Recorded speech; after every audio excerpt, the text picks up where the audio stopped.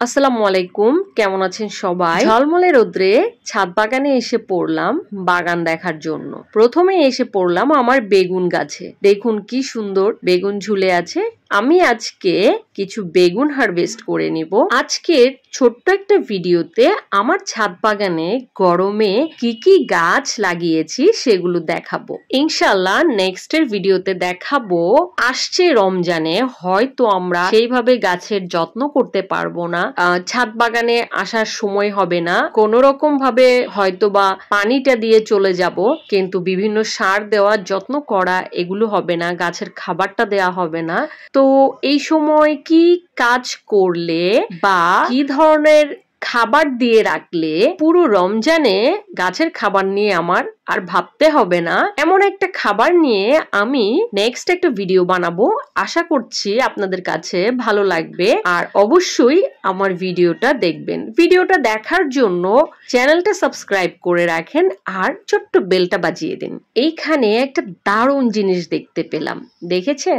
Strawberry গাছে ফুল এসে গিয়েছে, এখন শুধু ফলের অপেক্ষায়। এখানে একটা ধুন্দুল বা চিচিঙ্গা গাছ বড় হচ্ছে, আর এই বেগুনটা আমি রেখে দিলাম, এটা আর হারভেস্ট করব না, এটা একটু শক্ত হয়ে গিয়েছে তাই বীজের জন্য রেখে দিলাম। গাছে এখনো অনেক টমেটো আছে, ইনশাআল্লাহ মার্চ মাস পর্যন্ত এই টমেটো খেতে পারবো। আরো আছে পাশেই থানকুনি পাতা, কলমি শাক, ডাঁটা শাক, আরো বেশ কিছু বীজ বসিয়ে রেখেছি চারা তৈরি করার জন্য। এখান থেকে এখন আমি এই লাল লাল টমেটো গুলো উঠিয়ে নিব, না হয় কিন্তু এগুলো পাখি খেয়ে ফেলবে। আর এই টমেটো গাছের টবগুলোতে আমি পুঁই শাকের বীজ ফেলে রেখেছি, এতে করে টমেটো গাছের সব টমেটো খেতে খেতে পুঁই শাকের চারাও বেরিয়ে যাবে। তখন আমি টমেটো গাছটা যখন উঠিয়ে ফেলবো, পুঁই শাকের চারাটা খুব দ্রুত সুন্দর মতো বেড়ে যেতে পারবে। আমার আর বীজ থেকে চারা তৈরি হওয়ার যে টাইমটা, সেই টাইমটা নষ্ট হবে না। এখানকার চারাগুলো খুব দ্রুত বড় হচ্ছে। এখানে একটা শশার চারা আছে, আর এইদিকে একটা ছোট্ট টমেটো, এটা আমি হারভেস্ট করে নিলাম। দেখুন পেঁয়াজের কি সুন্দর ফুল ফুটে আছে। ইনশাআল্লাহ এখান থেকে বীজ কালেক্ট করে রাখবো।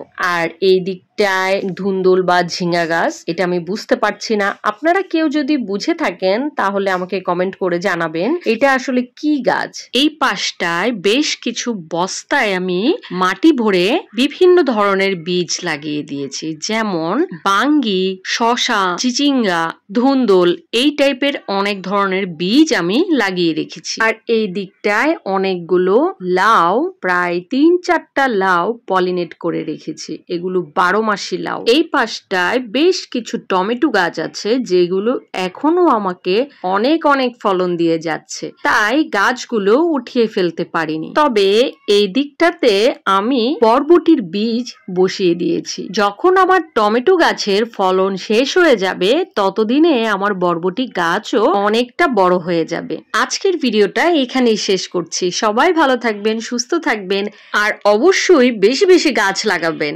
ইরাজ গার্ডেন ব্লগের সাথেই থাকবেন। আল্লাহ হাফেজ।